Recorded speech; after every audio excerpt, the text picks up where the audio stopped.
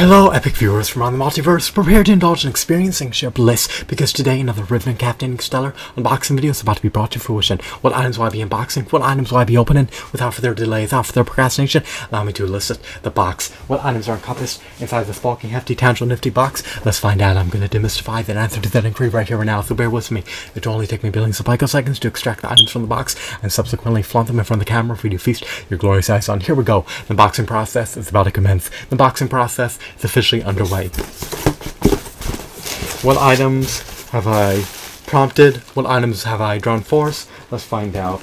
By the way, just in case you're unaware, this is the second part of my Mass Effect 3 action figure lot unboxing. So if you've yet to bear witness to the former part, if you've yet to indulge in watching the first part of my Mass Effect 3 action figure lot unboxing, then you can do so at your own discretion, or you can forgo the opportunity to do so. It's up to you. Implement decisions based on your own volition. Do not allow others to persuade you or dissuade you to do anything. Be your own autonomous, sovereign individual that's independent-minded and that does not rely on others to implement decisions. Alrighty, so we have a couple figurines that were obscured by bubble wrap. They're no longer engulfed in bubble wrap. They're about to be liberated. They are, however, relegated to bags. Now, apparently they're derived from the Mass Effect 3 action figure line. The seller's writing isn't very legible. Of course, my vision is abysmal. It's beginning to atrophy. It's beginning to wither away. It's beginning to diminish and decline. So maybe you can more efficaciously read his writing than I can. Nonetheless, I digress. Unfortunately, the armaments fell on the floor.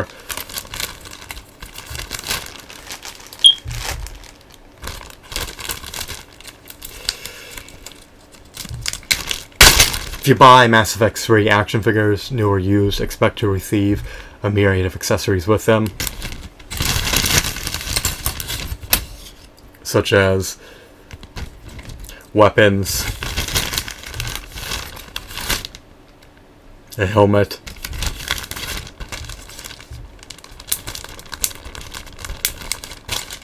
and perhaps other types of armaments that can augment their offensive and such or defensive capabilities. The best offense is a good defense, right? Do you believe in that old cliche?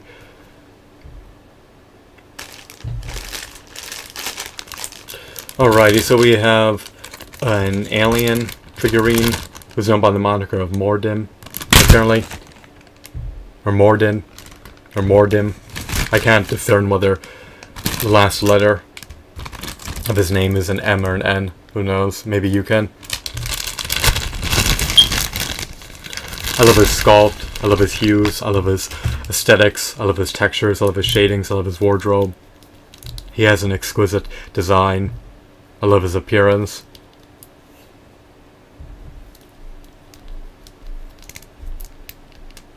He truly embodies a Mass Effect character.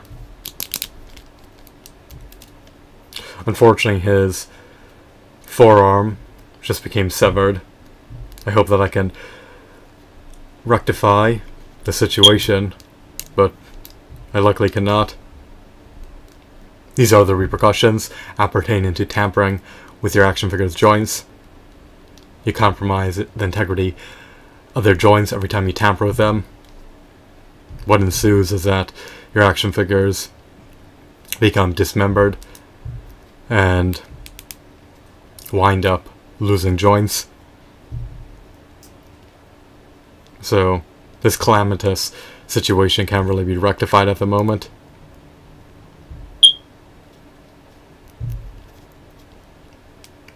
The fix is only temporary, as preordained to fall off again.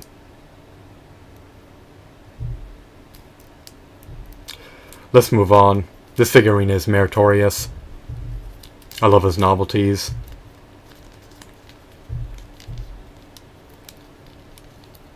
His skirt is comprised of rubber that encumbers his movements. His knees and elbows are not double jointed. He lacks finger joint articulation. He lacks a diaphragm joint. His head is not relegated to a disc joint, but rather a ball joint.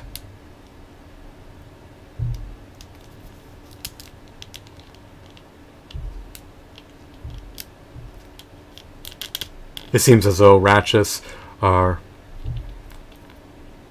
embedded in his pelvis that restrict his movements. His latitude for articulation is finite.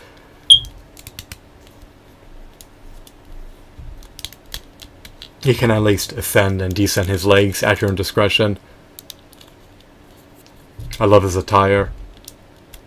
It's truly unique, it's truly uncanny, it's truly novel, to say the least. It's visually appealing. It tickles my fancy. It's aesthetically appealing, to say the least. He looks relatively neutral. I'm unsure whether or not he's stoic or valiant or noble. It's an enigma. I'm not well acclimated with the lore behind this character. I have no recollection of this character. I barely played Mass Effect 3. Moving on, another figurine that was encompassed within the lot.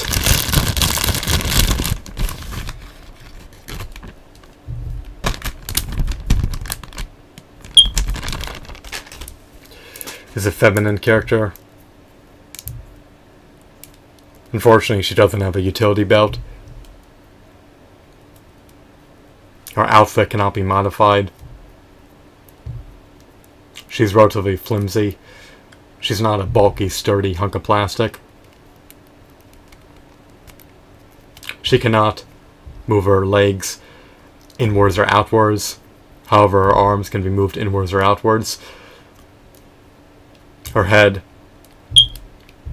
can be descended or ascended and rotated.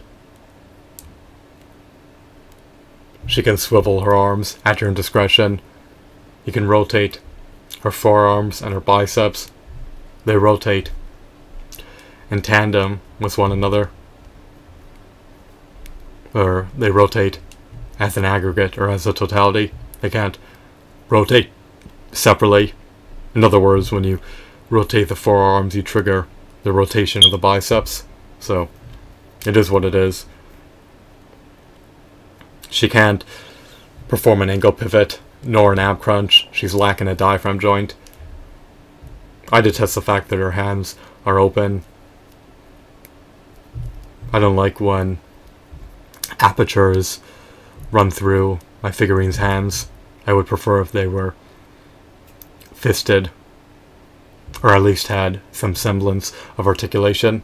In this context, this particular figurine does not.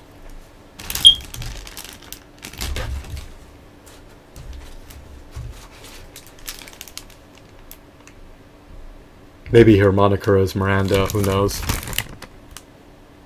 His handwriting's not very legible for my niche, subjective perspective. So, that's the remainder of the lot. As a totality, I would deem this lot to be meritorious. I recollect paying under $15 per figurine. Am I gratified about my acquisition? Am I content? Am I jubilant? Am I buoyant? Do I have any qualms about this purchasing decision?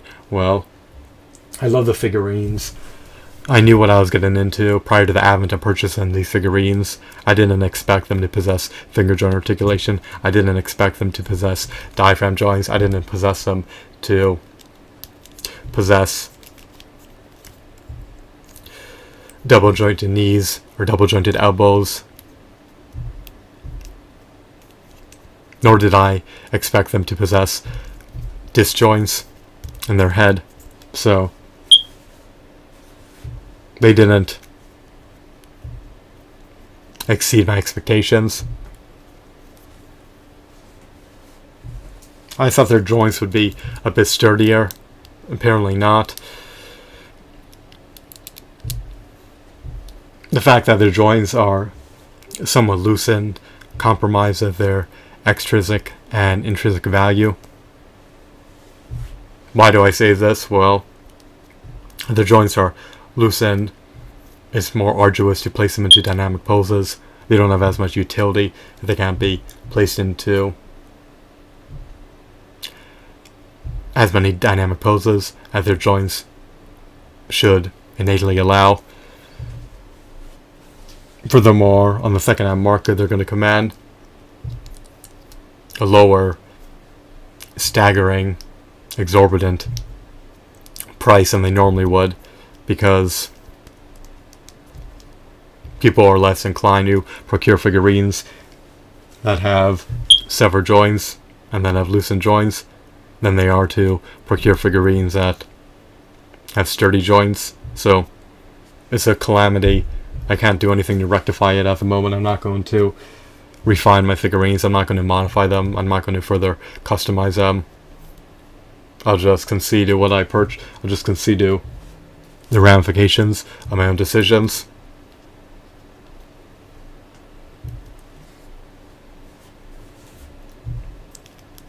I did not customize my action figures at the behest of others. I'm disinclined to do so. It's too time consuming and too expensive. Maybe one day, when time permits, but not this day.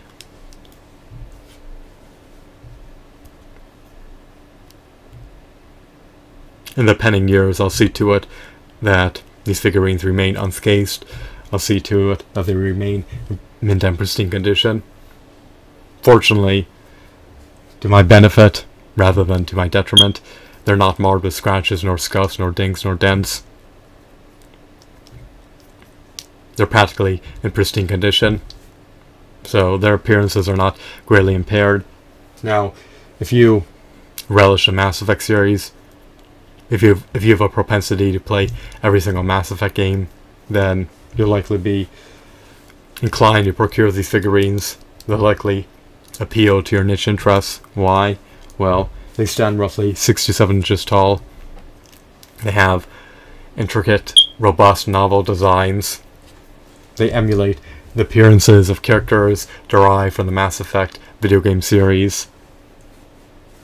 They're a stellar addition to any prodigious action figure collection. I love their armaments. I love their wardrobes. I love their armor. Their armor unequivocally augments their defensive capabilities. So, once again, in hindsight, I have no qualms about this purchase and decision. I would have procured more if they were available for under $15 each, but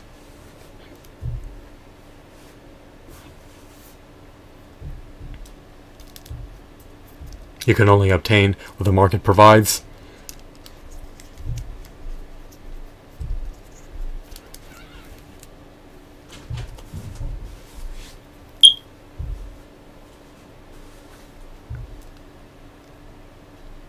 These figurines are relatively lean and slim.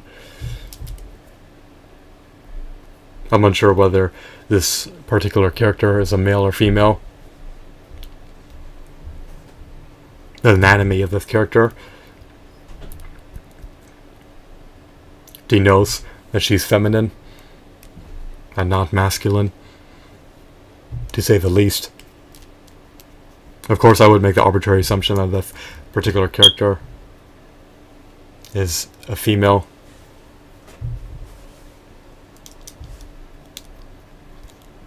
I would presume and make the arbitrary assumption that this particular character is a male.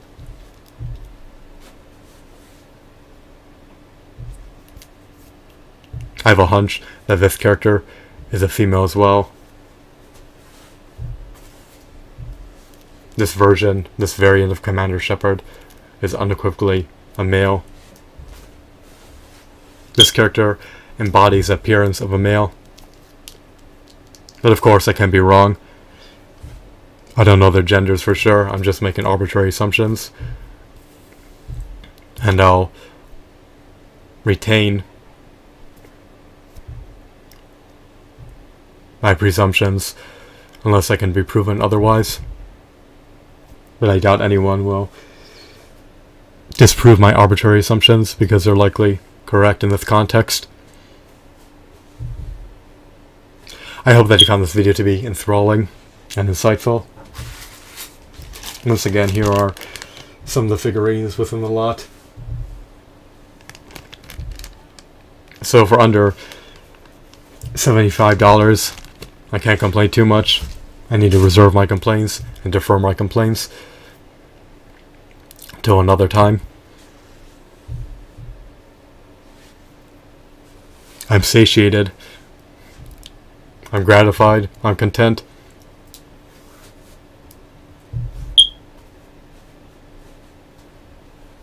I take solace in possessing these figurines. I hope that I can retain them for the rest of my final life. Only time will tell whether I can retain them in the pending years or not. Unfortunately, storing action figures, housing them, is a fortune. But they're opened, at least they take up less space than they do when they're closed. So it's more efficient to store them if you open them, rather than if you leave them consigned to their boxes. Nonetheless, I hope that you deem this video once again to be marvelous. I love these stupendous action figures. They're ineffable. They're truly paralines of perfection. They're truly the epitome of perfection. The only modifications that I would have preferred taken place to these figurines encompass finger joint articulation, diaphragm joints, ankle pivots, disc joints in the head,